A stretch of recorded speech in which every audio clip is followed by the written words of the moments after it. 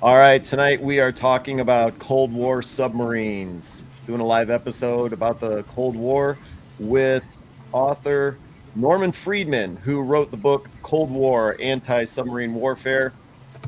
Check out the link in the description below, and you should see his book if you are interested in anything that we are talking about tonight.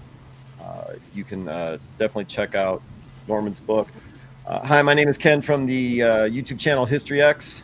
And with me tonight, as always, we have, as part of the museum Ship Mafia, we've got Shane Stevenson from the Buffalo Naval Park, John Epp from the USS Slater out of Albany, New York, and taking care of your comments and questions, we have Connor Kilgore from the Facebook group Museum Ships.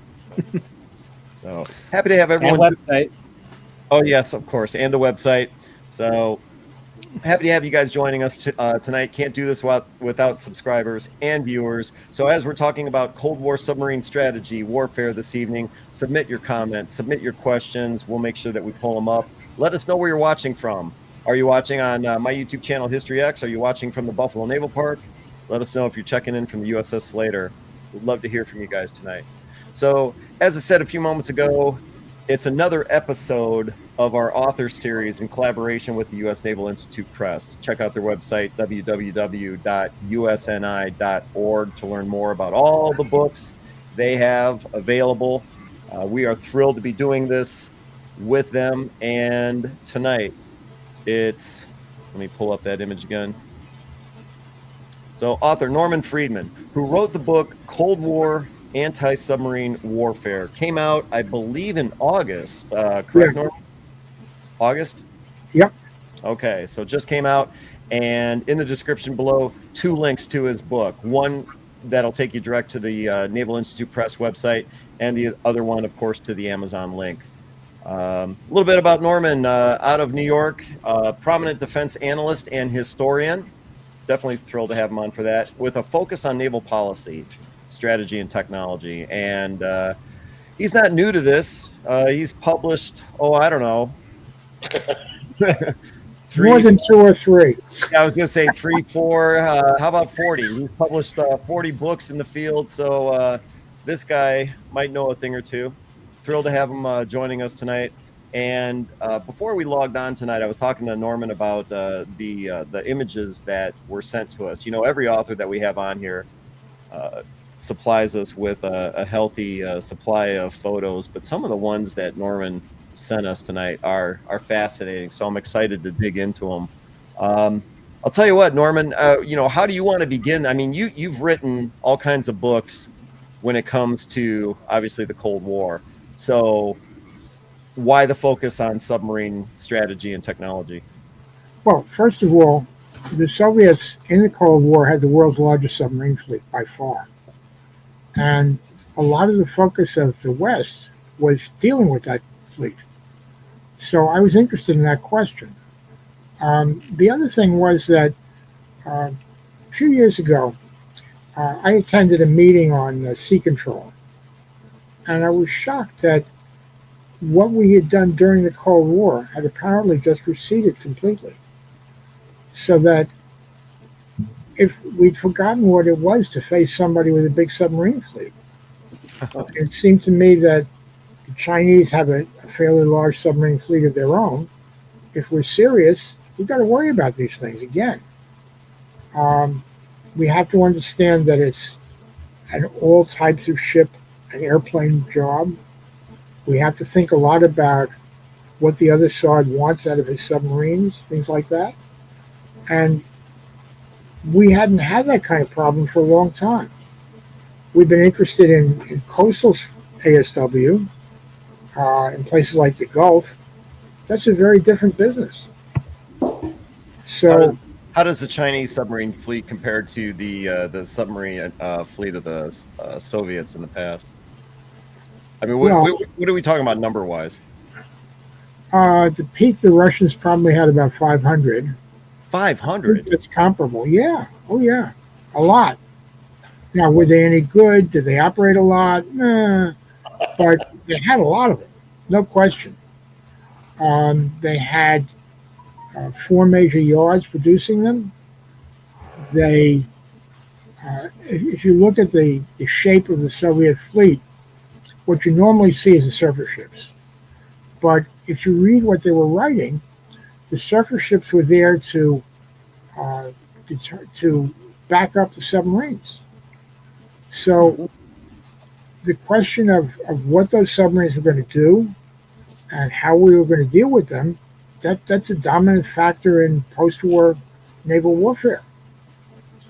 So, Norman, how did, in fact, the United States Navy deal with the growing threat of the submarines? Well, it took a while to discover, but if you look back at the whole Cold War, the big surprise for me was that the thing that dominated on both sides was strategic submarines, boomers, um, to the point that after a while, the main purpose of the Soviet fleet was to run down ours and protect theirs.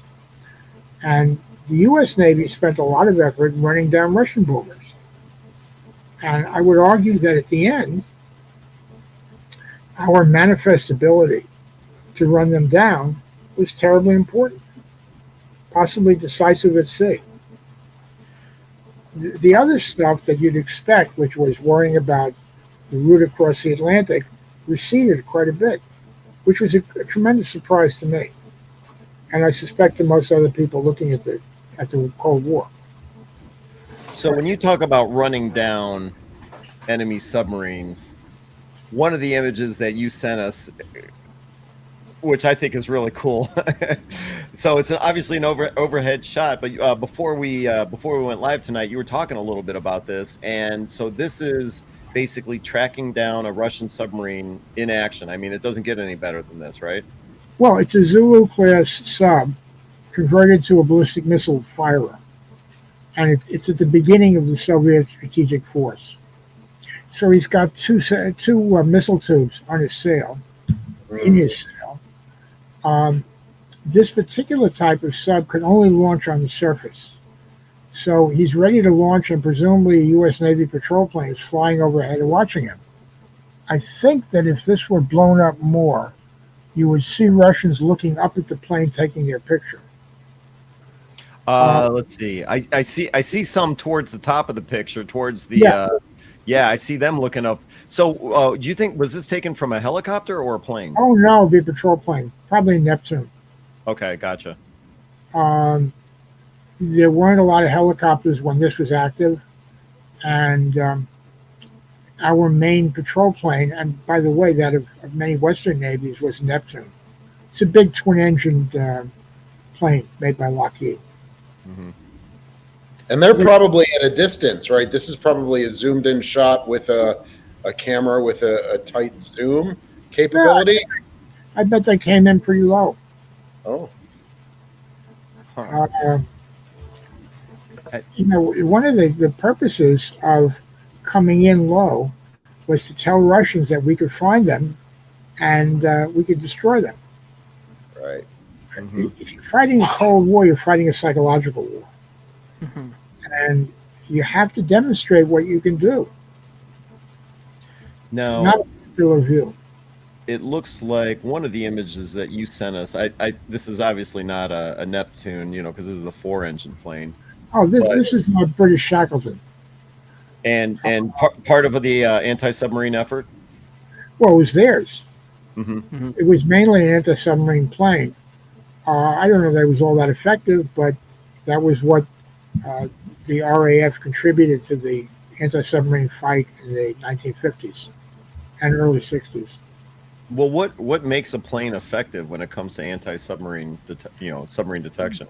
Well, if you go back to World War II, what makes it effective is a good radar, because it's going to catch subs on the surface.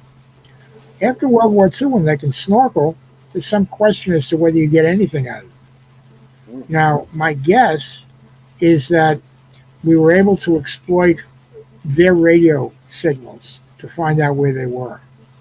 And that sort of stuff is kept very close. We don't talk about it. It's a guess on my part. It's not revealing something that I shouldn't talk about. Um, what would make the plane effective later was the ability to detect submarines at a distance. We were able to do that. That was called SOSUS. You won't see pictures of it, but you know about it. And we could pick up Russian nuclear subs 1,000 miles away or more. If you know where they are, you then send out a plane. He drops sonar buoys. He listens and he figures out what he's seeing. Until then, you're hoping you have a radar powerful enough that it will pick up a snorkel, which is a very small object. This is a Grumman Avenger with a big underbody radar, an APS-20. And it was originally designed to detect enemy aircraft on the deck. But we found that this radar was also effective against snorkels, and so you see these things on aircraft carriers as part of hunter-killer teams. Even so, remember, he's not snorkeling all the time. So you're going to pick it up occasionally. You're going to hope you can vector another plane out to drop sonar buoys, pick him up again, and drop something on him. It's a very hard business. That's why SOSUS was a miracle. Changed everything.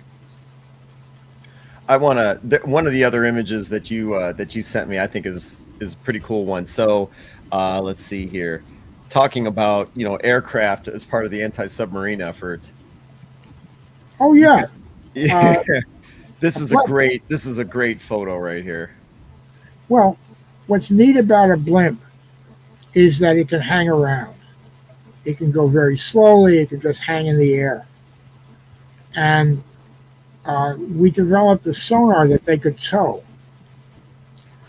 And that was about the best you could do from an airplane. That's almost like a dipper from a helicopter, but it's probably even better. So they would actually lower a sonar unit from the blimp, dip it in the water, Yeah. and just drag it along. Sure. There were several images. How late until the blimps were deactivated?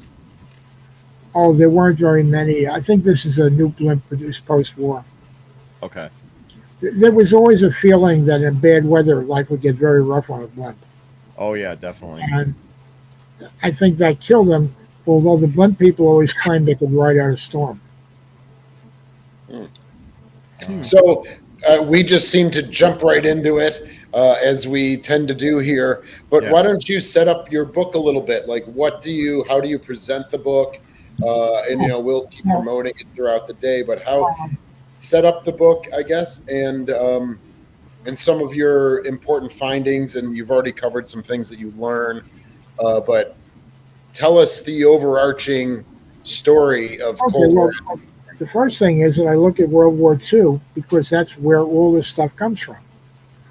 And if you understand how World War II was fought in the submarine world, you have a sense of what's coming. And what you learn is that the submarines, to be effective, have to have some kind of central direction. They can't see very far themselves. They have to be told where to go. And that means there has to be some kind of central direction to it. So I'm very interested in the way the Germans ran their submarine force. By the way, we ran ours in the Pacific also with central direction. Once you could understand what they were doing, you could jump them. This is a U-boat about to get wiped out by American carrier planes, and you can see his anti-aircraft guns aren't doing him much good. He's running, but he can't outrun the airplanes. Mm-hmm.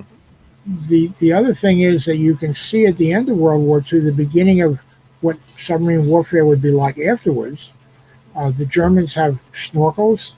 They also have a new kind of submarine that can run very fast underwater, Type 21. And the techniques the Allies have developed don't work as well.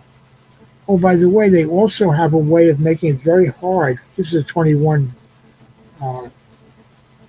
which has just been captured with more conventional German submarines alongside. You can see it's very streamlined. It was supposed to be a revolutionary idea, but the program ran very fast, guess what? It didn't work that well. They had a lot of trouble with uh, bad quality control, things like that. You'd never guess that would matter if you're going to go a few hundred feet down, but it would. Um, we didn't want the world war to get around much, so we destroyed most of the Type 21s at the end of the war. We took two. The British were supposed to get two, and I'll say something about that in a minute, and the Russians got theirs. I think they got two also. Um, but the ideas wouldn't go away. Everyone tried to do the same thing better. We certainly did, the Russians did, the British eventually did. The British had a problem that the one they got that they tried to reactivate had a bad explosion. By the way, you never told us about submarines, but there are a lot of ways submarines can blow up. Typically, a battery produces too much hydrogen and bang. So their submarines survived that. A German told them that, oh, well, we had a lot of those explosions. And the British figured out that they would really prefer not to have any of their own. So they got what we explained from our subs, the ones we captured. We used them experimentally, and eventually we had to give them up because we couldn't get spare parts anymore. That will sound familiar to you. This is a better Soviet missile sub. I imagine it's a Golf. You can see a covering for the missile tubes on the sail. This was actually in some difficulty, I think, off Newfoundland. The Russians did seem to have more accidents than other people. I think they managed to tow this one home. Oh, really? All Well, the way tow it home all the way from Newfoundland? I think so, yeah. Wow. And those square features after the sail or after on the sail are missile They covers. cover the missile tubes. No This is still the put the missiles in the sail thing, and it's not a very effective design. Yeah, where does so as the missiles, so that's really taking the center of the sub right away, and that's where you have Yeah. how interesting. Oh, and if something goes wrong in the missile tube, you might not be too happy. Well, it split the sub in half. Well, we know that they lost one off the East Coast, a bigger one, when it had a missile tube explosion. Gone. He managed to get to the surface, but I guess he was so badly shot up that he sank. When it comes to some of the anti-submarine weapons, some of the images that you sent me actually take me back to the end of World War II. Specifically like the This is a hedgehog. This is Yeah. World War II. Or rather, it's post-war, but it's what we had. We were going to refit destroyers with much more elaborate weapons. It's a thing called Weapon Alpha. And then one of the senior admirals pointed out that it would be a while before the Soviets got a lot of new subs. And until they did, this would be rather effective. And you find them refitted to a lot of destroyers. This is a side view of the same thing. The sailors in back of it are stabilizing it. That is, the spigots in front go like this, back and forth, and there will be an indicator of how to turn them. It's a very, very simple technology. It works. You have a single one in your destroyer escort that lived in World War II, but post-war, if you look at most U.S. destroyers, you'll see a couple of hedgehogs on the deck, just one up after the forward gun. And they're there because it's a simple, effective countermeasure. John, you guys have a hedgehog set up on the Slater, correct? Absolutely, you should. Yes, No, yeah, we do. Yeah, and he's right. It's very effective. The England, the destroyer escort in World War II, sank 6 subs over a 2-week period just with hedgehogs. It's a very effective weapon. And yes, you see it all over the fleet. There was another image. I'm not Yeah, exactly. we had hedgehogs added on the Sullivans Oh, here at really? the destroyer. Those Yeah, are the ones from this post-war program. yeah. Let's Shane, see. was that part of the Fram of the ship, or was it on before? No, the Sullivans was never frammed. Oh, No, You no, know, everyone got it in the 50s before Fram was ever an idea. right. Yeah. Hmm. It Yeah, so a was lot of people have asked if the Sullivans went through a Fram, just like they No. ask if the Croker was through a Guppy program. But they uh, the Croker went through just the Hunter Killer SSK Type 2 conversion, uh, and the Sullivans was modified, but not in a Fram. You know, they got the Mark 32 triple torpedo tube mounts, Oh yeah, but that was really it for Framing. no. Now, Fram usually meant dash, Right. and if it didn't mean dash, it meant upfront. I think that And they really look different after all that. Sullivan's looks a lot more like her original shape. Better looking, I would say. Charlton asked the question: when were Subrocks wire-guided and activated torpedoes developed? Well, that spreads out a bit. You start seeing things like ASRock as soon as you have longer range sonars. Among other things, you would prefer not to have to get closer to the sub to shoot at it. So it must be conceived about 1953. And there was an earlier one called Rat, which had a lighter weight torpedo on it. I think ASRock first is completed about 1958 or 60. Wire guidance for torpedoes goes back to World War II. The Germans played with it, and both we and the British were interested in it after the war. And the idea is that the submarine has a much better sonar than you can pack into a torpedo. So the submarine can guide it until it gets close enough to do its job. Either it has a little sonar that will turn on, or you just guide it into where you think the submarine is. So, for example, we had a nuclear torpedo called Astor, and I don't think that had any kind of terminal guidance at all.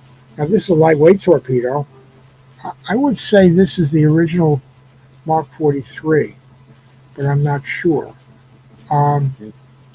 That comes out of, hey, if you've got helicopters, they've got to be armed with something. And then it becomes, well, if it's a lightweight torpedo, we can stick it on a rocket, and that's ASRock. And then you get interested in a lightweight torpedo that you can launch off a ship. For example, if it suddenly detects a submarine, you want something that you can react with. Now, whether that would do the job, who knows? But we saw it that way. The British had a weapon called Limbo, which they really liked, and they thought that was the same sort of short-range, quick reaction weapon. But it was big, and eventually they went over to lightweight torpedoes also. How happy they were with that, I wouldn't know. This is a British photo. It's a British frigate with a Sea King helicopter overhead, their version of the Sea King, not ours.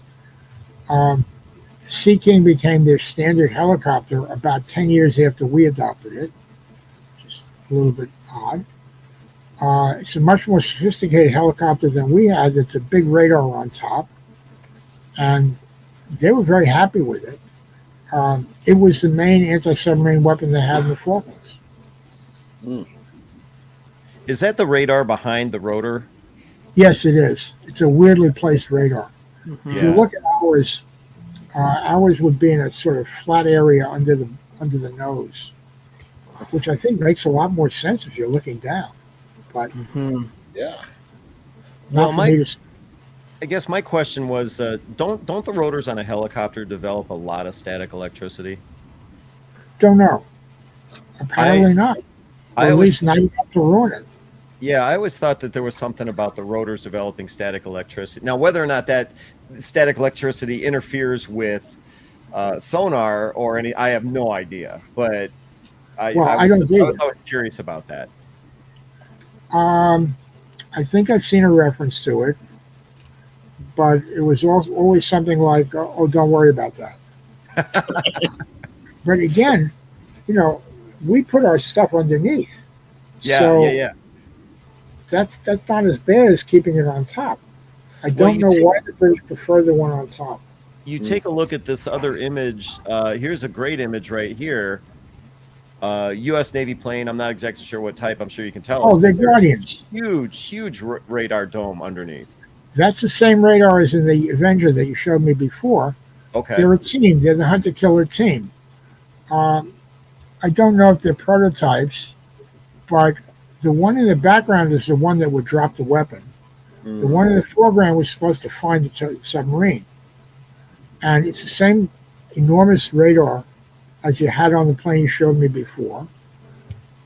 In fact, see, it's the same radar as that, Yeah. and slightly more streamlined dome. Um, the plane you showed me now, the big one, that the twosome, were conceived as the successors to this one.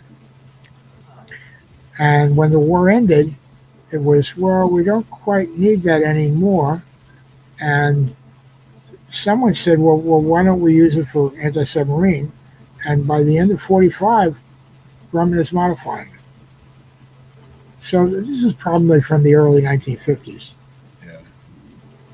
So can you talk a little bit about some of the things I've been learning when I read some of your books is that there is great potential, great conflict between the Air Force and the Navy and who should have air supremacy. Was the Air Force Why do you use the word potential? They hated our guns. Look, the Air Force, in many ways, is like a radical political party. They have the solution. See? You don't need anything else because there's the solution, which is victory through air power. And with the atomic bomb, it was, boy, we have the solution. We'll vaporize anybody out there. And oh, by the way, we're the only ones with planes big enough to carry it. The Navy rejoinder was, first of all, we'll build a carrier that will launch planes big enough to carry the bomb. And second, life is more complicated than you think. Now, for a while after World War II, there was a balance. Then, as usual in military strategy, money became the key issue, and there wasn't enough of it. What really tightened things up was that the perception on the part of the Truman administration that there was more to dealing with the Russians than just a military force, that unless Europe recovered and European governments recovered, the Russians would just walk in. People would get sick of being in trouble, and they would just... You can answer that if you want. Sorry about that. That's all right. They would go over to the communists because they were all starving. So American response had to be more than just straight military buildup. It had to be the Marshall Plan to rebuild their economies. It had also to be a plan to rebuild their militaries so they could stand on their own feet. Well, something had to pay for all that. President Truman's view was that's part of defense. Okay, if that's part of defense and the total is limited, Congress was not too hot on the idea of raising money, well, you got to cut defense. So what happened was that about 1948, we decided that the Russians were for real, and we started mobilizing. And then suddenly that had to be cut back to pay for the other stuff. Now, if you're not going to have a lot of money, you look for a cheap way out. The cheap way out was the Air Force with the bomb. And in effect, The outbreak of war in Korea showed that no, you can't get off with that. Um, the Russians aren't quite as terrified as you might like. Now, that may be because Stalin was aware that we didn't have a whole lot of bombs. I don't know.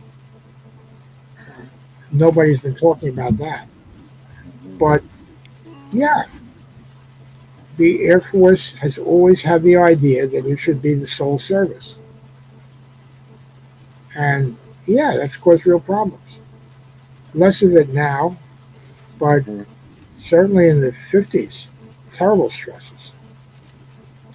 I want to show our audience some of the other great photos that you sent us because I mean there's just incredible different methods of launching torpedoes, and I Oh, well, this love is this one. actually recovery. Oh, this is Um, recovery. Yeah, it's a torpedo recovery craft that you use in torpedo firing ranges. And the Oh, torpedo they're recovering, I think, is an Aster. okay. Well, you can see that the fellow there is holding it down um, rather than firing it. Yeah. That goes out of a torpedo tube when it's feeling better. Okay. All right. Let's see. And then the next image, this guy right here, another great Oh, picture. that's a lightweight torpedo tube. Yeah. That's what used to be all over the U.S. fleet, and it's firing a Mark 46, which was our standard lightweight torpedo. So that might be that's what the Sullivans has is that triple torpedo Yeah. mount. That became standard. It's made out of fiberglass. She probably had an earlier torpedo, 44 like this one. Mm-hmm. Yes, a 44. Yep, we have a 44 on display. It's electrically propelled. It has that unusual ring around its tail, which I think they use for steering. It's a fat little thing. It's very effective against a diesel sub. It's too slow to catch a fast nuclear sub, and that's why there's a 46. But it was all over the United States Navy. It was all over NATO. And a lot of Wait, them I'm were sorry. made. Can you repeat that, sir? About the 44? Did you say it was really primarily a primary weapon against diesel subs? Yeah, it was primarily against diesel subs because it's a 30-knot torpedo. And the rule of thumb is you have to be 50% faster than the target. Oh, So 30 knots means a 20-knot target. If you're in the world of 30-knot nuclear subs, that's always rough. You need something 45 knots, and that's a Mark 46. Oh, okay. One of the other. Oh, you know what? We were talking about hedgehogs earlier, and I wanted to. So we were talking about hedgehogs. Here's a side shot, like you said. But then one of the very next image that you provided us, which I've yet to bring up, is this one right here. oh yeah. Oh, yeah, they're firing it. Yeah. The destroyer in the background has just fired both hedgehogs. And those rings are where the bombs have hit the water. Mm-hmm. So he fired them a little while ago when he was a lot further back. And the idea is that the bombs are all contact fused.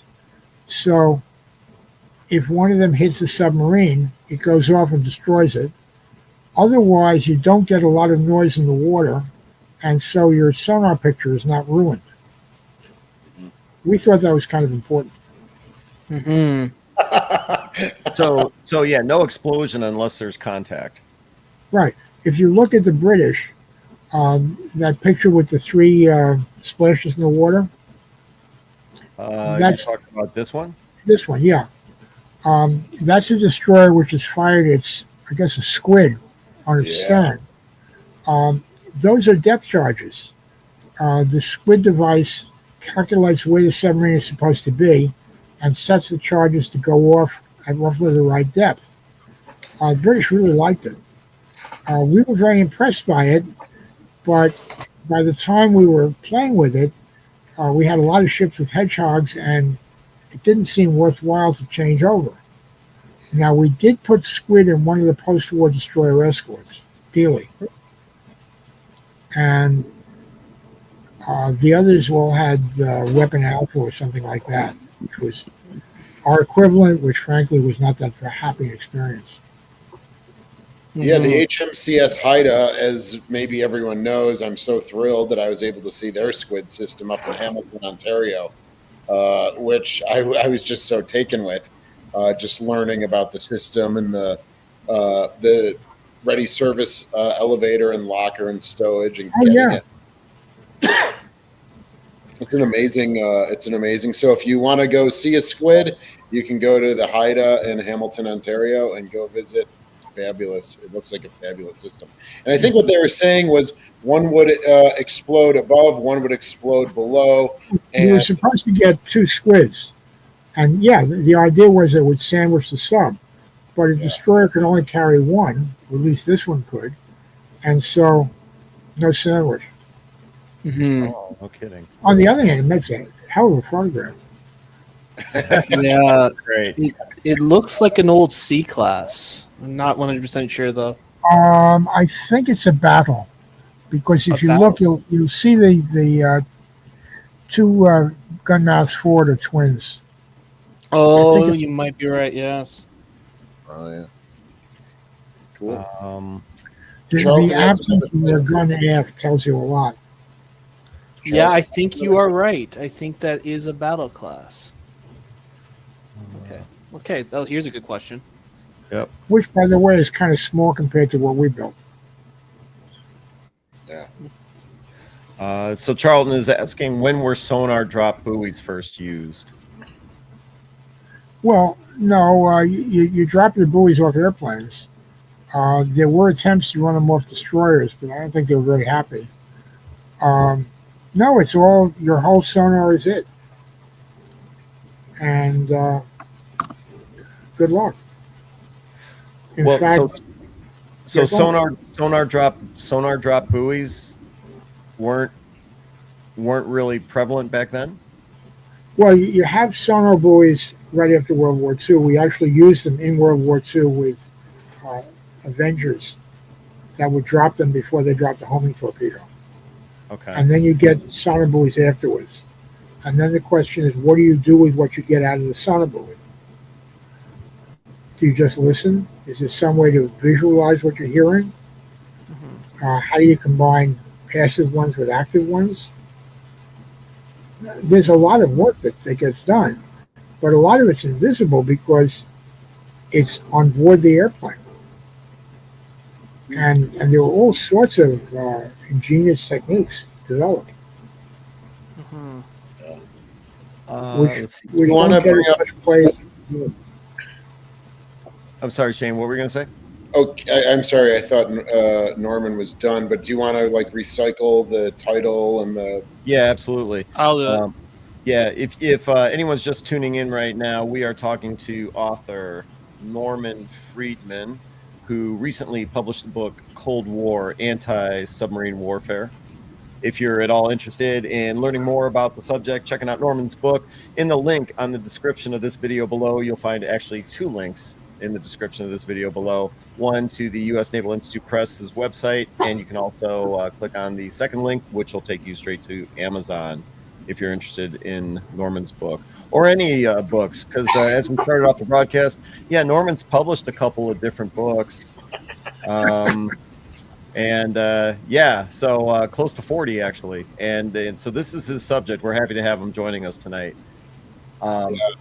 And this Before, is as what we've developed as you've been watching, subscribers and viewers. This is now the 250th anniversary of the U.S. Navy in October. So we had to, back when we were talking about this last November and December I said, I want Norman Freeman for October to celebrate the 250th because there's probably very few authors that know as much about the Navy as Mr. Friedman. And we're also bringing you a second author next week as well, Tom Cutler, who's going to talk about the USS Johnston and Captain Evans as well. So thrilled to have Norman tonight. Hope you're enjoying it. And again, please ask questions and things like that. And then for next week, same time next Wednesday, for another author. Yeah, Norman gave us quite a few images to check out. There's a couple more that I want to bring up here that I think are just really interesting. And let's see, number 10 is so Oh, so wow. Jeez, look at these now before you submarines. say anything, take a look at this photo. Okay? And you know, it's obvious, but look in the background. Do you see that? Well, Yeah, there's an explosion or something going Yeah, on. there's an explosion in the background. So what are we looking at here, Norman? well, I think you're looking at San Diego on the reserve fleet. I don't really know what the explosion was. The reason I was interested in the photo was to give a sense of the enormous resource left over from the war. I don't know what these particular ships had done, but the point was that if you're thinking about trade protection, you're thinking about convoys, it's a numbers business. And these are the numbers. Mhm. Now, they have to have enough people to man them, and they have to be kept up to date. But early in the Cold War, they're still up to date. This is an enormous resource. And the enormous resource really kept us going. I mean, are we looking at destroyer escorts here? Or You're looking at Ruddero class destroyer escorts in the front. Then there are some with 3-inch guns. I think these are all destroyer escorts. yeah, they. Hey, John, where would Slater have been during this period? She was mothballed in Florida. Okay, so no, she wouldn't be here then. Okay. Oh, okay. But you're looking at the fruit of the enormous mobilization we did in World War II. These are amazing numbers. Indeed. This is a convoy. It's actually a World War II convoy. But if you look at anti-submarine warfare early in the Cold War, it's about protecting things like this. Mm-hmm. And among the headaches was the fear that if the Russians developed good enough submarines, that is like the Germans, they could operate under a convoy, where it would be almost impossible to find a submarine firing torpedoes up into the ships. The Germans actually proposed tactics like that in 1945, and the biggest headache there was, well, how do you deal with something like that? The other part of the headache was submarines were going to have torpedoes they could fire from outside the convoy beyond sonar range. Mm-hmm. How do you detect them? How do you find them before they can shoot? You find enormous effort went into those problems. Let's see. There was another great photo. Although, you know what? Going back to this one, I don't think we're going to be able to let you go tonight until you actually tell us what this explosion is in the background. Yeah, I wish I knew. Well, you know what? That was your mistake. You shouldn't have sent us the picture. Yeah. So we're gonna need to know. I mean, it's a great image because you know your eye is automatically drawn to just the large quantity of ships, right? I mean, I love seeing stacks of ships like this, you know, or if it's the mothball fleet, anything like that at all. But you throw in an explosion in the background, I don't know. I mean, this is a screensaver right here for me. Oh, that's nice. And it reminds me of after the photos after World War I of all the destroyers lined up, you know, before we gave them Britain and all that stuff. Oh, sure. It's the same sort of story. The only difference is we preserved them a lot more effectively. Yeah. And when the Korean War broke out, a lot of these ships ended up operational. Yeah. No doubt.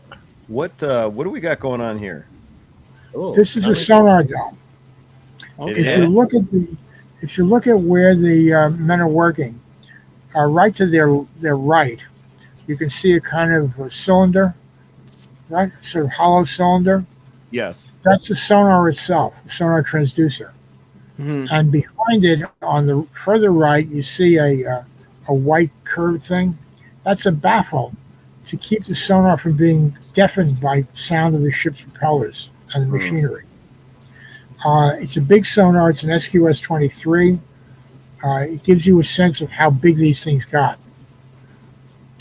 And Yeah, that's. Yeah.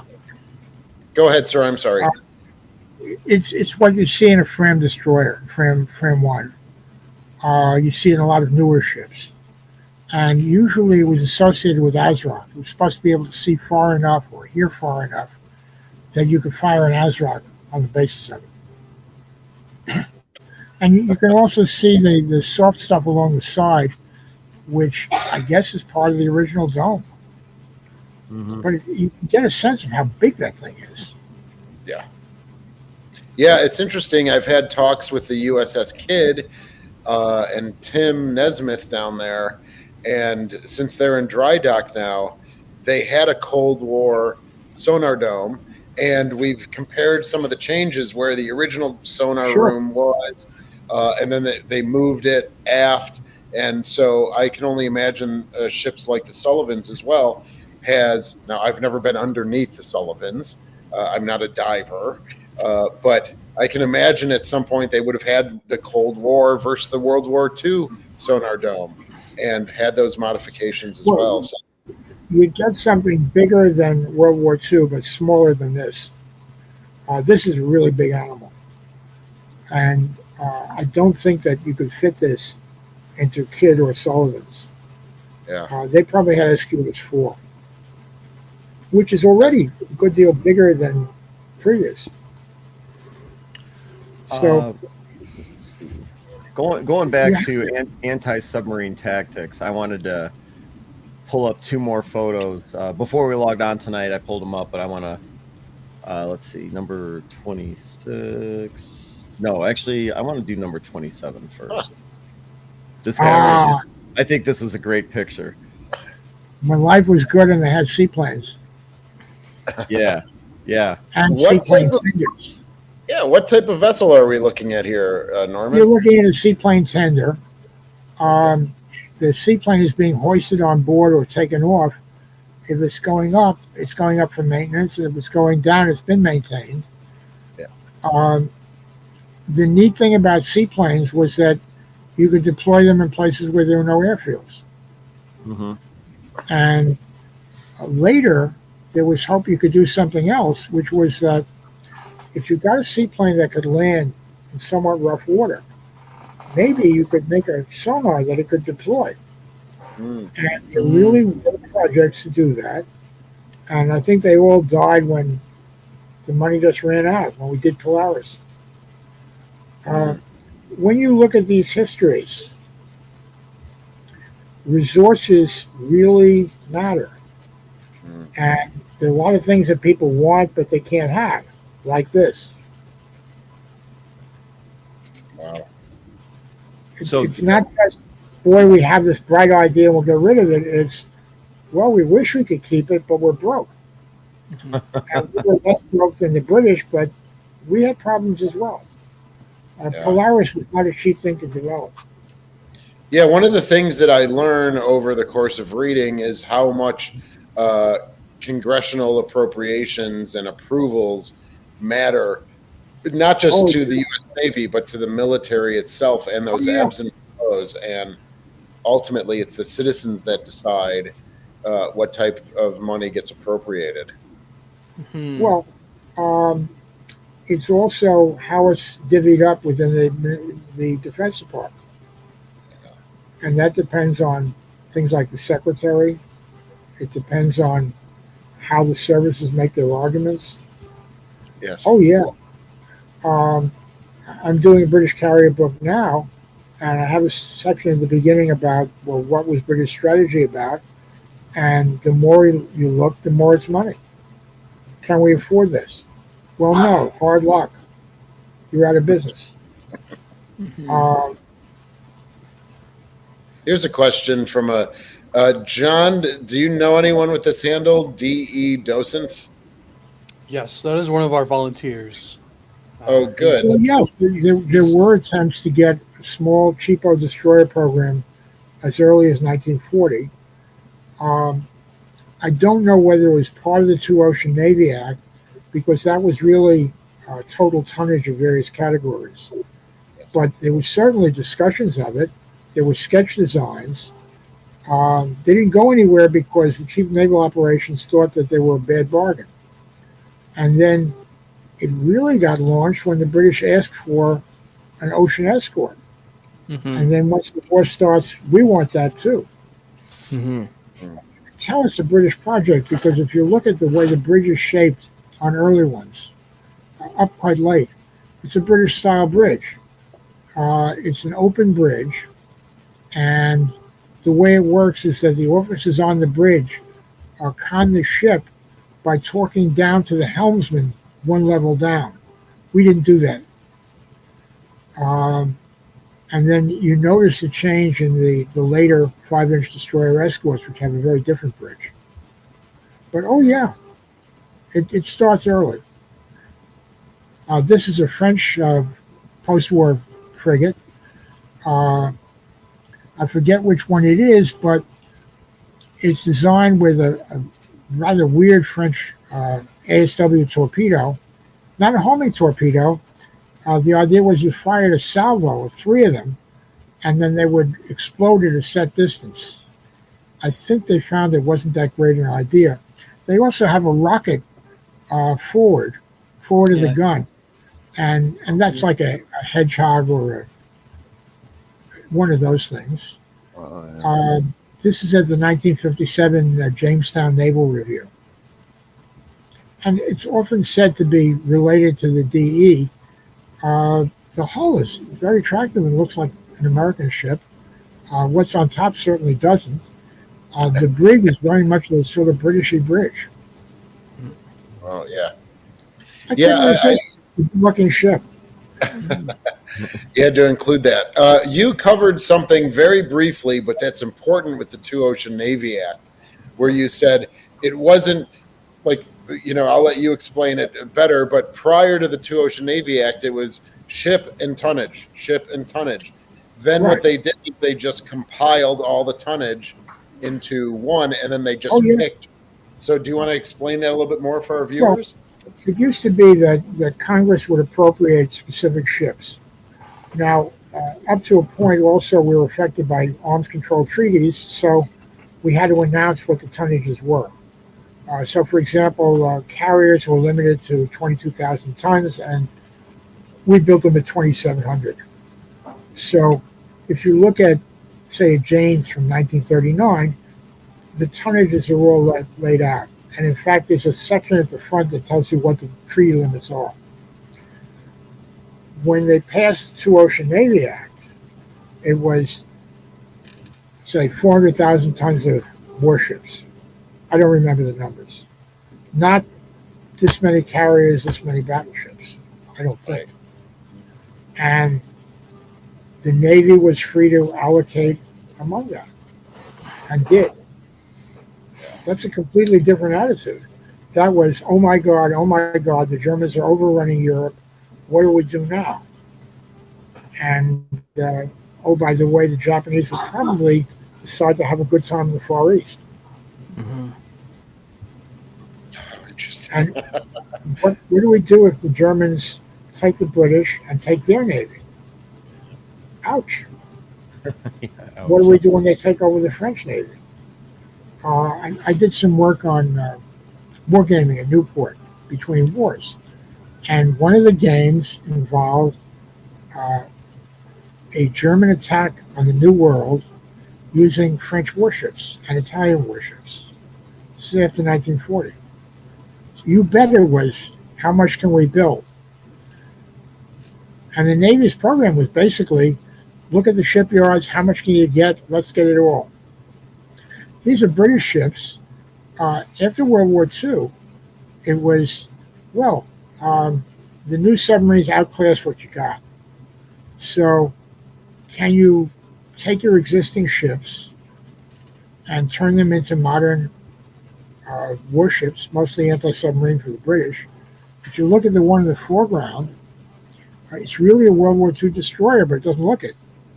And you can see a limbo aft.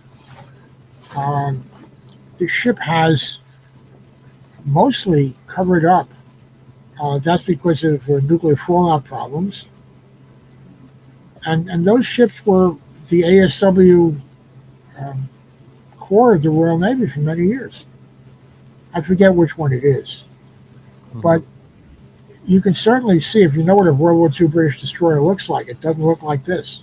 Mm-hmm. Let's see. I wanted to remind everybody, if you are just tuning in tonight, we are talking to Norman Friedman, author of Cold War, Anti-Submarine Warfare. Check out the description of the video below, and you'll see a couple of links that'll take you right to a couple of spots where you can purchase Norman's book, either the U.S. Naval Institute Press and their website or Amazon.com. And if you become a member of the U.S. Naval Institute, your membership gets you a discount on all of the books there. Oh, very good. Very good.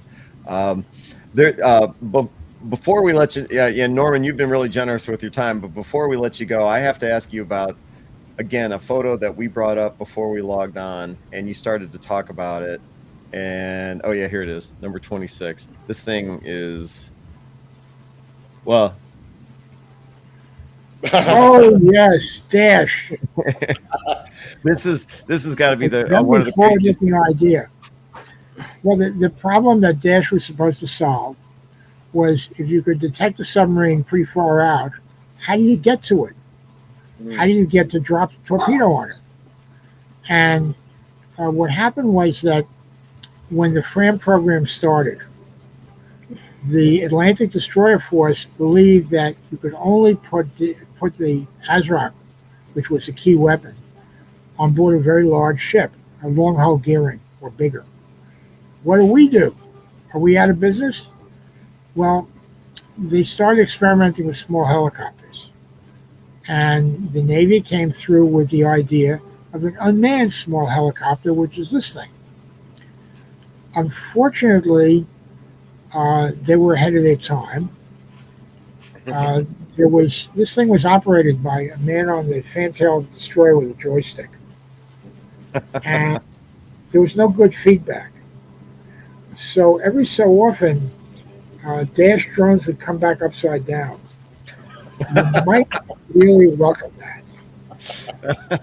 And they were very unpopular. Our captains would make them ditch and then run over them with their ships, things like that. Oh, wow. Manufacturers said, we have problems, but even so, this is pretty economical. And it's a lot more economical than firing ASROCs. But that apparently didn't work out that well. Dash was eventually replaced by a light manned helicopter called LAMPS.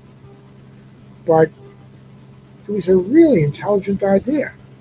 So I feel good about it and sad about it. We gave some to the Japanese, who made them work perfectly well, which is embarrassing for us. And some of them were used in Vietnam for spotting. They're called Snoopy Dash. But you said they were ahead of their time because there really wasn't much in the way of feedback, like positioning where they were. What Yeah. kind of, okay. So You had a little feedback from the ship's radar. Okay? Oh, okay. You could track it. But that feedback didn't tell you when it did something weird like flipping upside down. Yeah. So would this be a great example in this modern era? We're now always talking about drones. Was this the first example, really, of sort of a drone type system being used by the Navy, or had there been previous attempts? No. This is the first weapon drone. Okay. Oh, there were drones before, like, for example, during the Bikini atomic tests, we had drone airplanes that passed through the cloud produced by the bomb. You wouldn't make a pilot do that. And there were drones for targets. So you can see photographs of anti-aircraft missiles blowing up obsolete aircraft. I see. But this is the first time someone tried to use it operationally and armed. It's a tremendous step. And it scared the hell out of a lot of people. Mm-hmm. Can we keep you on for one more photo? Sure. I found another one that's pretty good. So check this one out, guys.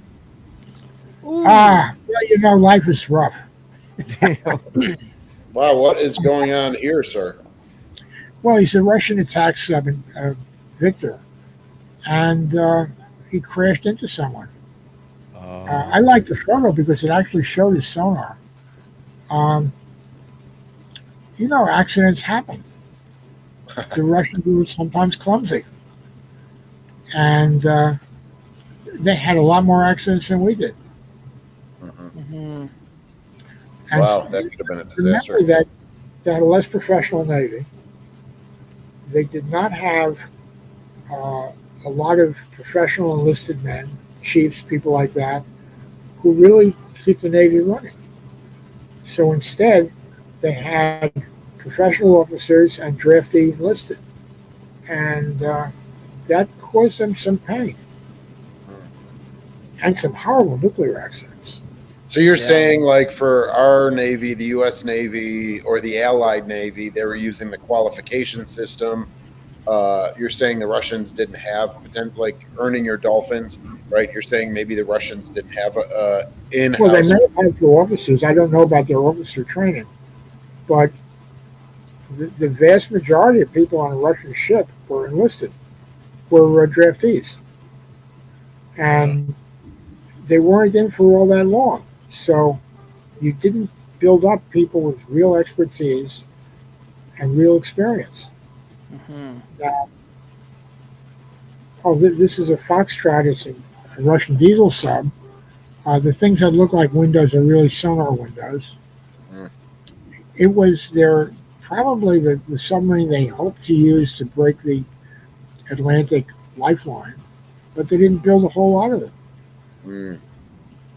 They became concentrated on dealing with nuclear threats. Uh, I should add, what I found writing the book was that once both sides had nuclear missile submarines, they dominated a lot of what we did and what the Soviets did. Mm. Soviets spent a lot of effort trying to chase down ours, and we spent a lot of effort chasing theirs down, a lot more successfully. Mm. That was really the biggest theme. They were also hot on chasing carriers because carriers had nuclear weapons. They were very much more nuclear obsessed than we were.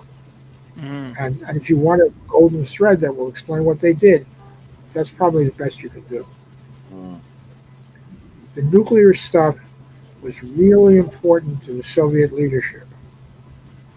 And when we demonstrated that we could run down their ballistic missile subs and we forced them into bastions that we demonstrated we could break into, that was apparently unbelievably sobering.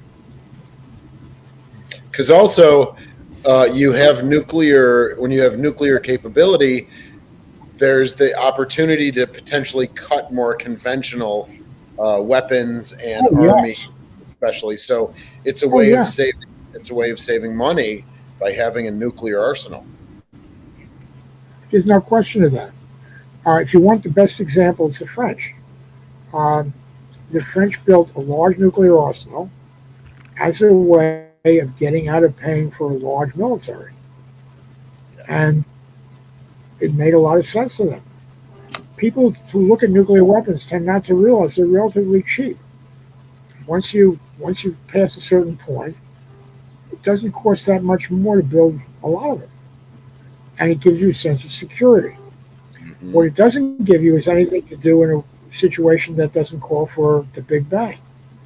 And the Right. Big Bang turns out to be a whole lot less effective than people imagine that way. But I would imagine that a lot of countries think about this a great deal. Now, in the Russian case, they had an additional problem, which was that an awful lot of them had died, not just in World War II, but in the purges before World War II. So, if you want to build a big army, you got to have bodies to bring. The impression I get is that Khrushchev's romance with nuclear weapons had a lot to do with no bodies. Now, the Russian army did not appreciate that, and the Russian industrial people did not appreciate that, and I think that's what kicked them out of office. I don't think it was anything to do with the Cuban Missile Crisis, nothing like that. It was, if you kick us out of our jobs, we got our jobs because of who we knew. You know that. That's that kind of system. And who we knew will take care of you. And they did. Now, eventually, the military industrial people bankrupted the country. Hard luck. Mm-hmm. Khrushchev was probably the last one to understand that money was not infinite. The last one in Russia. Interesting. Anyway, Well, tonight thank you we've very been much for having me. Oh yeah, tonight we've been talking with Norman Friedman, author of Cold War, Anti-Submarine Warfare. Check out the links in the description below, and you will find you'll be able to connect to either the U.S. Naval Institute Press and the Amazon link to his latest book, which came out in August, recently this past summer. So Norman, like we always try, and we said before we logged on tonight, it's like, yeah, if we could keep you for a half hour, great. You've been really generous with your time. Shane looks like he's got a question. Yes, if we have Norman Friedman on, I do have one more question for him, if that's possible, sir. Absolutely. I don't know. Go Absolutely. for it. I don't know when we'll have you on again. Sure. Tell me, I'm fascinated with your story, sir, and just the breadth of material that you've researched and written about. How do you start? How do you do your research? How do you formulate your stories and your the books that you write? Can you give a little insight into your process of putting together a book? Well, I start with the fact I really like navies, and I've been collecting information on them for a very long time. Yes. Having a digital camera makes that a lot easier. So, this particular book started out when I was at a conference on sea control. Oh, it must be about 10 years ago, maybe less. And it was fairly obvious that no one remembered what we were doing during the Cold War. And that would be rather embarrassing when we try to formulate ideas against China. So I talked to the fellow running the conference and said, well, shouldn't we have a history of Cold War ASW before everybody disappears? I mean, if you think about 30 years after the Cold War, the officers up to the rank of captain who were in the business are all retired. And oh, by the way, you probably wouldn't know much about how to do ASW until you've been an officer for, say, 5 or 10 years. So there's no one left, right? Oh, that's a good idea. So I went to the director of Naval History and said, we really ought to have this. And it was, well, that's nice, but I don't have any money. And then I sold it to the Naval Institute. It struck me as an important topic. Excuse me. Mm-hmm. Most of these things come out of, well, is there something I haven't looked at? I can go back to what I've collected over time. I can go forward and collect it elsewhere. I try to find topics that haven't had much attention the way I would like to attend them. So, for example, if I look at the U.S. design histories, they came out of, we were looking at the Russians and trying to figure out why they did stuff. Well, what would happen if, people who owned those records said, okay, take a look. So I said, thank you. How could I get this lucky? Well, once you've seen a lot of this stuff, how can you not share it? It's wonderful stuff. That was how I started. And then the British have documents that you can use. Well, I started using them. Well, now I can tell you why they built this cruiser or that battleship or that aircraft carrier the way they did. Or at least take it back. I can tell you what it looks like they did. Uh, how right I am. If I had a time machine, I could do a lot better. But I kind of Oh, left that one home. Um, you got to remember that all through the Cold War, from the early '70s on, I was watching this stuff, seeing little bits of it. Well, I'd like to know what actually happened and why. Wouldn't you? right. So I Yeah. started trying to learn about it. You make it sound all That's so where easy. the Cold War. Haha. Well, your problem is not that much is preserved. And number two, you have only a finite lifetime.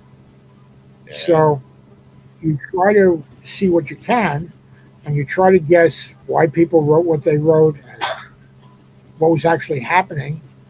And if you're lucky, you do it well. And if you're not lucky, you blow it. That's why it's hard. Well, talking about Uh, hard, did you have any when you decided to write your first book? Did you have any kind of hesitation, or were you nervous, or did you just have a feeling it's like, you know what, this is what I want to write about. I'm going to throw it out there. Who cares? well, my first book was actually about how battleships were designed. I can tell you exactly where it came from. I was a PhD student working at an IBM lab, and I met a guy who was also interested in ships. He ran into me while I was Xeroxing parts of the chains. Anyhow, he said that he wanted to know why they came out like they did. He knew a couple of naval architects who had promised to tell him, but they got busy. So I said, well, look, I'm a physicist. There's nothing physicists can't understand, and it's just engineering stuff, right? So I wrote him a little thing, and then afterwards I met, and he said, well, it sounds like an interesting thing to publish. How about revising it, and we'll see what we can do with it. So I started seeing real data. By the way, mostly British at that point. I wasn't in American stuff. And hey, it's kind of an interesting subject. So I wrote about it. And I started writing articles for the magazine that he was running, which became Warship. Um, Once you start doing that, you get real interested. It's fun. It's hard, but it's a lot of fun. You feel good about it. So I was used to writing documents because when I worked for the think tank, we had to write reports which were often quite lengthy. So writing something lengthy didn't scare me. And very soon there were word processors which made life more interesting and better. Does that make any sense? Yeah, absolutely. Totally. So, It doesn't really answer. well, but to me, the I way you should add that describe my it sounds like you kind of almost slipped into it, where you had a friend or a coworker or just an acquaintance decide to ask you a question and you answered it, and then it's like, oh wow, this would actually uh this might make a good book. So you kind of slid into yeah, it, right? yeah, I think so. So I certainly wasn't sitting on a beach figuring out some way to write a good bestseller. Right. what's the before I we let wish. you go, what's the next project you're working on? What do you have coming up next? Okay, this I'm almost finished with a book on British carriers after World War II. Okay. Uh, it's a very depressing project because they're very smart. They basically invent what it takes to make a jet carrier. So you feel very good about that, and then you watch them get slaughtered economically. Mm. That's the writing is almost finished. Um, Probably get published next year. I had already written a good deal of it because I wrote a book on British carriers, which was originally all of them. And then I found out it was too long, so I chopped it in 1945. Because after 45, things changed so much that It's really a separate story. When I finish that, I'll probably switch back to U.S. naval aircraft, but that's a more distant proposition. Okay. I want to see. Is this what we're talking about? Yep. So, so, Wow, exclusive, Ken, exclusive. Having a good time in South Atlantic. so expect this in spring of 2026, as I understand it. No, the fall. I don't think it'll be spring. It does take Nah. a while to go from Nah. when you send them Nah. a manuscript to they produce a book. No, I'm thinking spring. I'm feeling spring. Yeah, I'm Look, thinking. I'm doing the best I can to help you. I'm hoping to get this done very soon. No, this actually looks like a fascinating one. So, yeah, I actually found this image on the U.S. Naval Institute Press on the website, so I was able Right. to pull this up. And yeah, that actually looks like it'd be a good one to have you back on join Yeah, us. and, Germany's talk about it. All right, let me pull up the image of your latest gladly. book. And Let's I see. must say that I've certainly enjoyed, Mm-hmm. Yeah, thank you for certainly being enjoyed here. what you do. And, What- certainly going on the HNSA website has been extremely helpful to me. Good. You have some very good stuff there.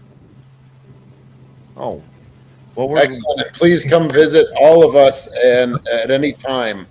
I'd love to meet you in person.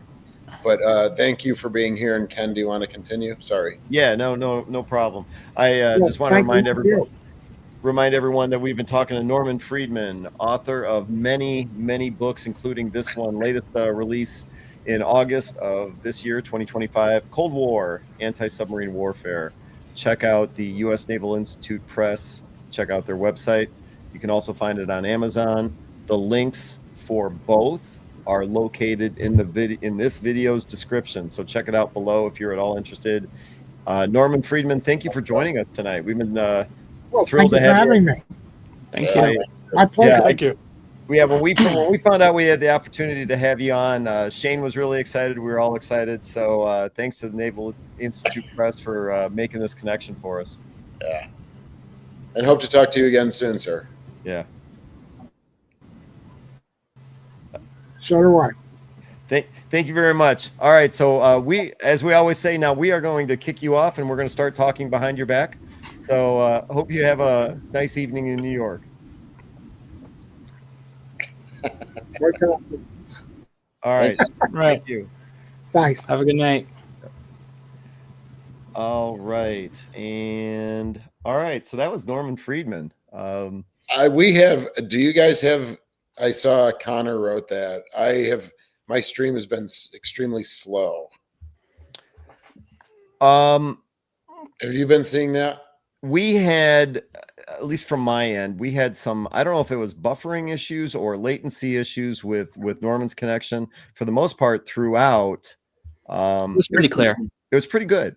But then towards the end, we started to lose him a little bit, but still it was great to have him on tonight. I was, now for those of you watching, it's been a great year with the Naval Institute Press. We've had a lot of authors on, and the list of authors were put out there, and I'll admit, I actually did not know who Norman Friedman was. I had not heard of his name before. However, Shane knew exactly who he was. He's like, oh yeah, we've got it. So it was a thrill to have him on tonight. Yeah. I mean, look at I kind of have a crush, or what are they called? Like a man crush on him or something like that. I mean, just the breadth and just right. He's going from aircraft carriers. Now he's got to write about naval aircraft. I mean, he's just a machine. He doesn't stop. And, again, these books are the definitive books that I would recommend to all museum ship professionals. Yeah. And what is this one? Since 1945, and then he has one of the submarines pre 1945, and I mean, when I started, I didn't know about this, and Ryan Zemansky was kind of the first one who opened my eyes to the series. Mhm. And so, I have them all at work now and stuff, and I've just been plowing through the Cold War one right here. It's an unbelievable resource, and I just look forward to kind of digging deeper into his collection of books. You're talking about the 50-Year War. Yeah, Yeah. I mean, yeah, I mean it's dense. It's probably about 500 pages, but it's incredibly well researched, and every sentence kind of opens your eyes to different things. So I take notes, and all the pages are underlined, and notes on the marginalia and stuff like that. And it just helps me, again, interpreting the ships in a Cold War way. I need to bring myself up to speed with Cold War, all aspects of it, and that book and others have been immensely helpful as we move forward to kind of interpret and display our ships in some Cold War status, whether that's signage, equipment, talking about the background of the Cold War, how it started right after the Potsdam Conference, and moving forward. And it's so intricate.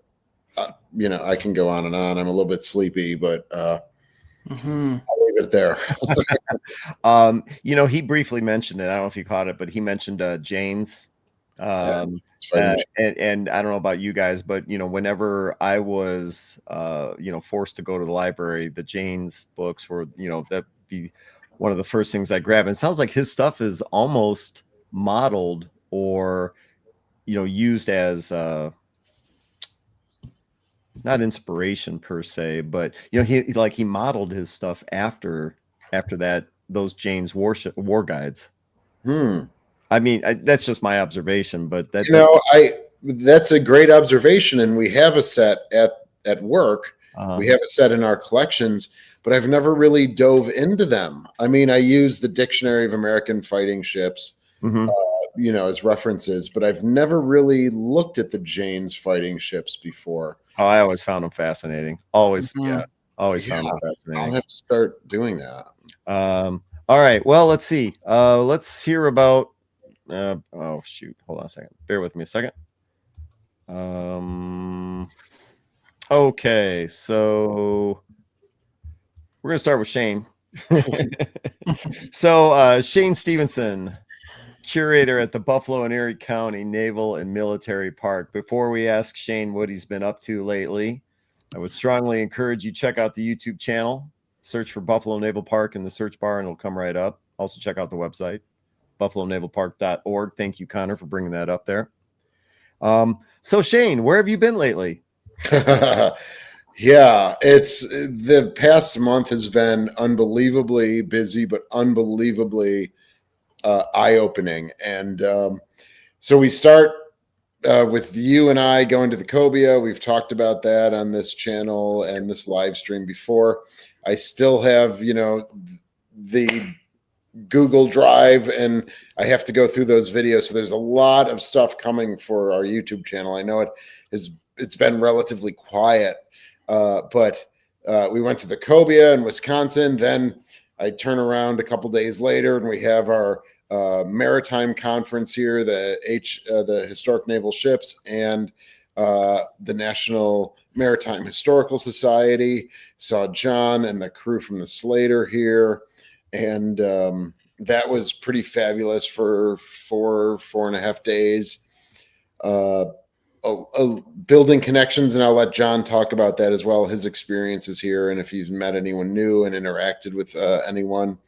But that was a pretty fabulous thing. And then turn around and I head to, Greece on a family vacation, but visited the HS Velos, the ex-USS Charette, and did some filming there. Again, those videos are going to be forthcoming. Unfortunately, I was not able to film on the Velos itself. So unlike museum ships here in America, they are managed by the military. So they're not active, although it is a ceremonial, I believe, if I can go back and I can get my librarian to go down the stacks and down the aisle there. I think what they say, it's ceremoniously commissioned. Mhm. So the ship is in commission during ceremonies and then not when she's a museum ship. So it is manned by current officers in the Greek Navy. And Okay. I went right up to the, say, what we would call the executive director. And I said, hey, I'm with the Sullivans, and I had my shirt on. Look, it's the Sullivans, and I would like to film here. And he's like, sorry, no dice. So Really? yeah, I wasn't able to film on board. But you were allowed to take pictures. I was allowed to take pictures, and even that they were like, but I convinced him at least through my unbelievably persuasive power, yes, to be able to take photos. So when I disembarked, I filmed right on the pier side, right next to it. So I have 2 videos coming, and then probably a third where I will cycle through the photos, kind of like what you do here, Ken, with cycling through the photos and then describing them and what I'm seeing. And Okay. I know Tim and Buzz, Tim from the Kid, Buzz from the Cass and Young, will be quite hopefully happy with those, because they kind of gave me a honey-do list to check on some things. And what I was very pleased with seeing is they actually have a display, very basic, just like photographs, photocopied photographs and things like that. But they honor the 3 Fletchers here in America as well. So Oh, very nice. I was going to ask if there was any mention of, yes, the fact that there's only 4 remaining. The Velos is one of them. And Yes. if there was any reference to the other 3, it sounds like tucked off in some corner there was. and I had to buy a shirt as well. So through my support that way, it's got a cool little Greek flag on the side. Well, that's nice. So I'm actually going to be wearing this to work and just messing everybody up to be like, wait, Oh, what is this shirt? yeah. Is that a spelling? Is that a spelling error? What is that? Yeah. And then I just got back late last night, around 11:30 at night, hit the sack pretty quickly, and then had to go to work today for 5 hours. I was being interviewed by another YouTube channel, Destinations of His. Oh boy. Destination Sorry. history. What is it? Destination history. Yes, or Destinations of History by those guys. They had recently gone to the Slater as well. So, yeah, I'm kind of beginning to lose a little steam here, guys. But everything, and this talk was. I look forward to having them back on next year. Yeah. But that's what's going on at the Naval Park. So I think it was a success. Enough about me, but I think the conference really came off very well. And now we're beginning to wind down our season. We're beginning to look at winter schedules. We might be just opening the doors and hatches maybe for a day or 2 over the winter time to see how much traffic we get. And then I'll have Velos videos. I will have Cobia videos, and then I'll be continuing on that space by space video. I started one before the craziness happened, but going space by space, showing the blueprints or the overall booklet of general plans and visiting spaces. So I'll have a lot of content coming over the next, say, month or so. Is this, hold on a second, I want to see, was it Destinations of History? That's him. Yeah? Okay. All right. Give a shout out to another YouTube channel, especially someone that's going to focus on museum ships. So Destinations of History, about 20,000 subscribers. Looks like they have quite a bit of World War II content. So yeah, if they're going to highlight museum ships, I'm all about highlighting them. So check out Destinations of History. And John, you said they were at the Slater as well. Yeah, they stopped in yesterday. I gave them a few-hour tour of the ship. Excellent. Yeah, and then they drove to Buffalo. They're based in Indiana, and so I actually talked about the museum Ship Mafia, and maybe I could do something individually, or maybe we can have Joshua on, who's the guy who's pictured there. Okay. Because I don't know much about their history. They just kind of rolled in, and we just started with the 5-hour tour. So they'll have a lot of content for themselves and their channel, and but we can, maybe have them on here, or I can do something. I'll be doing something individually with them. Only if they're interesting. Meh. Yeah, they are. They were. It was a good interview, and I'm sure John had the same experience. It was a lot of nice questions, things like that. So, but please, we're open. Come on down. Keep checking our YouTube channel as I begin to upload. I know I haven't done so much lately, but there's a lot going on. So, as usual. Copy that. Shane Stevenson, curator at the Buffalo and Erie County Naval and Military Park. YouTube channel, search for Buffalo Naval Park. And the website, buffalonavalpark.org. All right, cool. Well, yeah, I mean, trip to Greece, pretty cool. Sorry you couldn't get video, but I was very sorry about that too. I tried to, eventually I got to the CO. I'm actually shocked to hear that. They've got this on display. It's not, I understand, it's technically a commissioned ship when they're having ceremonies and all that stuff. It's like, all right, okay, that makes sense. But you know what? I mean, they're maintaining it for some kind of display purposes, and you would think it would be a tourist attraction, or at least they'd want it to be. Yeah, that was very upsetting. I couldn't have done much more. I tried to talk to every single person. There was a chief petty officer that I spoke to about it. Certainly the guy at the ticket booth, who I think was an ensign or something. He was a youngish guy. And then they said, please talk to this guy. So I talked to 4 different people. And those 4 people did speak English. Broken, but yeah, I mean, I think they understood what I was saying. Okay. All right. And yeah, they spoke enough English to where they said no. I mean, I saw you work your magic in the security shack over at where the Cobia was in dry dock, and they let us in at like 1 a.m. even. So I know you have the skills. No, that was your skill allowing them to do that. Yeah, okay. I didn't have that, but anyway, it was. There may be a film or 2 floating around, but it's just 5-second film. I just would do something, and I asked them one of the questions that Ken had in my honeydew list. Not Ken. I'm sorry, Tim.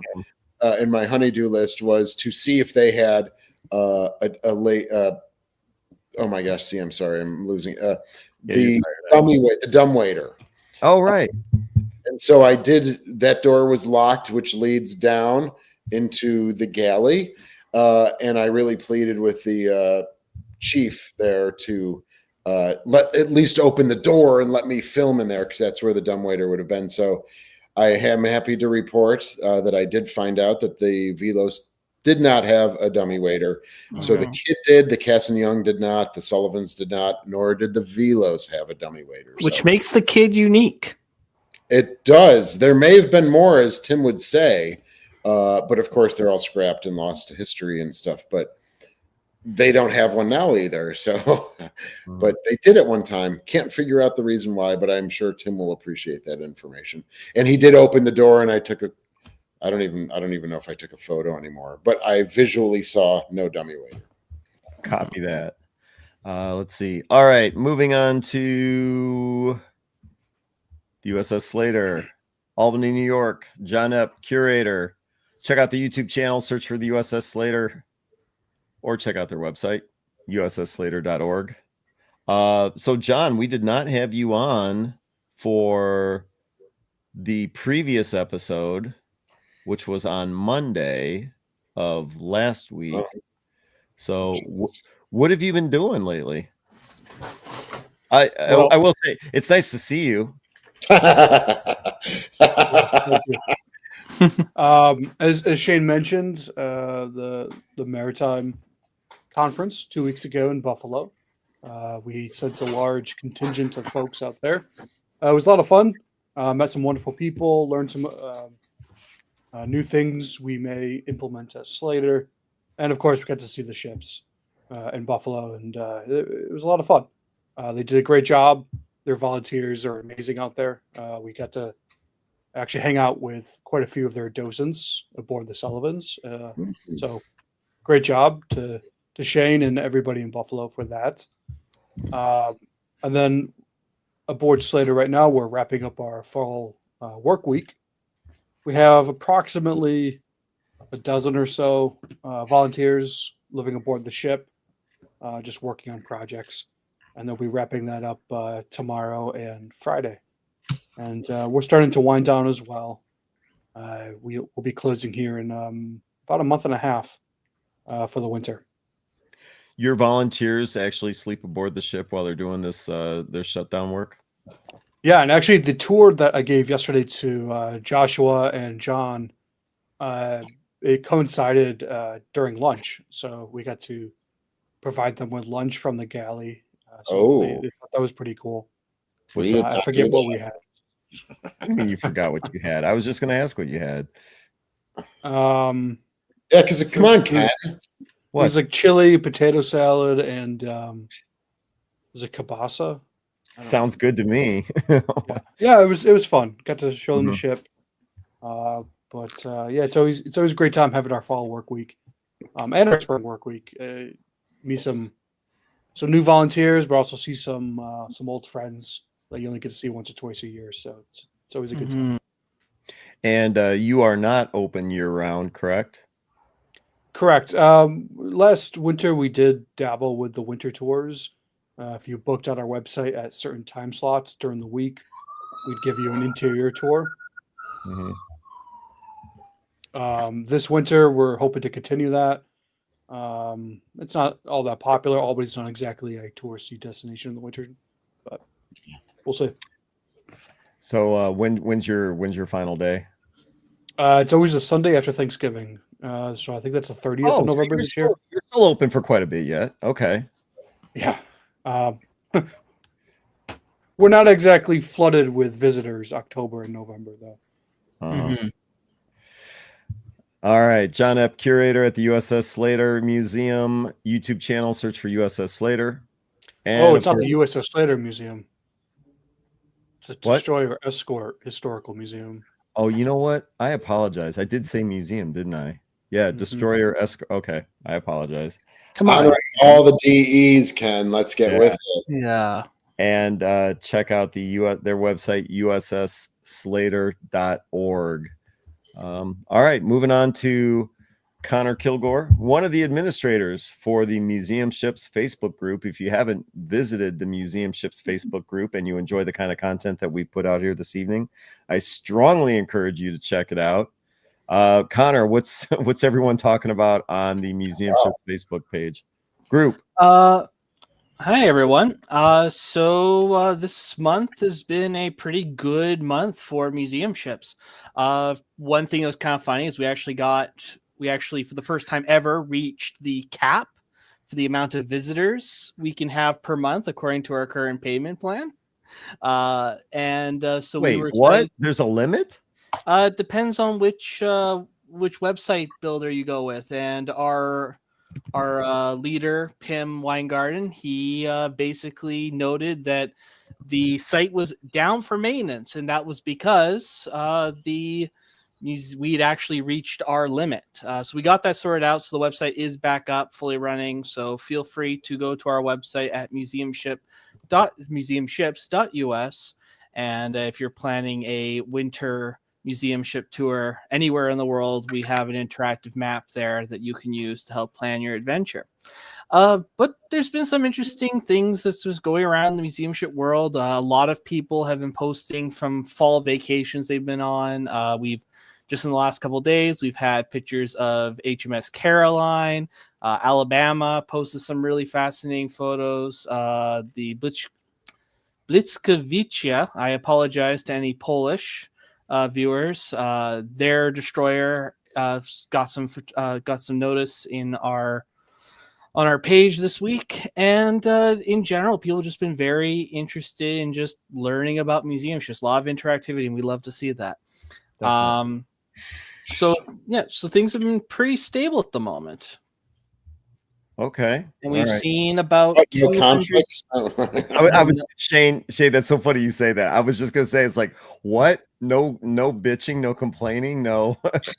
There's everyone's behaving themselves. Well, there hasn't been any updates on the SS United States. There you go. Okay. But yeah, so we're just keeping an eye on things. We have seen a nice spike. We've seen about 200 new members this month.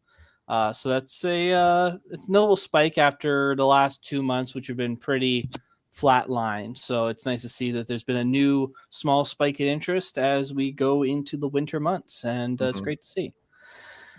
Yeah, and if you guys aren't aware, the guys at Buffalo Naval Park, the guys at Slater, they post on our Facebook page as well. So aside from following their social medias, you can also keep track of what they're up to at our site as well. So yeah. What are things the you would- guys? What are we posting at museum ships? Well, they posted the thing about you being in Greece. Oh, That got shared. Slater posts there basically every day.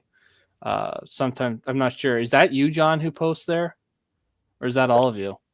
Whoever's posting on our Facebook page, so it's usually myself or Tim, and then we Right. share it to a few different groups. Mm-hmm. so are we? Is that what that means? We tag you guys in it, and it goes No, on. basically, you're sharing your social media posts to our group. Gotcha. We also got some really cool photos. An individual posted some really cool photos of his visit to the Mikasa in Japan. So it looks like she's looking pretty good. She apparently recently got a bunch of scaffolding up, spent most of the summer covered in scaffolding. So apparently been doing a lot of much needed painting work on board and some metal repair. Mm. So that's cool as well. Gotcha. All right. Ken, what's up with you? Well, hold on a second. So, like I said in the beginning, we're happy to have Connor joining us. He's one of the administrators for the Museum Ships Facebook group. Check it out. Like I said before he started speaking this evening, if you have not joined that group and you find this kind of content interesting, by all means, check it out on Facebook, as well as, like he always says, the museumships.us. Throw that website up there one more time. All right. Yep, there you go. Museumships.us. So definitely check it out. And there's everyone, like Shane alluded to, every once in a while there's some controversy. But yeah, it's definitely entertaining.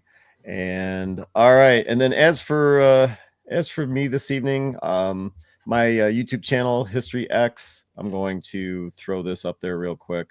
Well,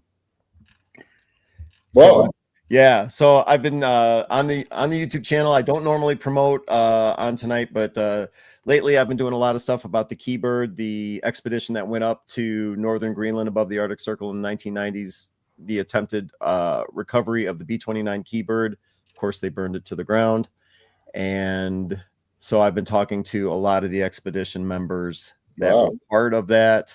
And so keep an eye on History X, the YouTube channel History X, for more content about the Keybird.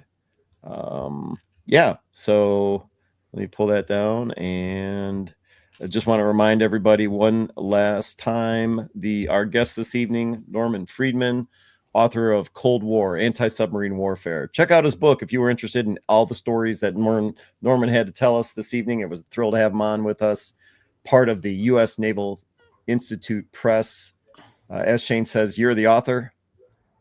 And we do have a special episode coming up next week. I apologize, I don't have the thumbnail for it, but I believe the author's name is Thomas Cutler, who is going to be talking about the USS Johnston and Commander Ernest Evans. So that'll be next week, Wednesday, the 15th. So join us then for that. Anything else you guys want to add? Nope. All right. My name is Ken Stano with the YouTube channel History X. Thanks to all of you for joining us this evening. Everyone have a great night. Thanks, everyone. Yep.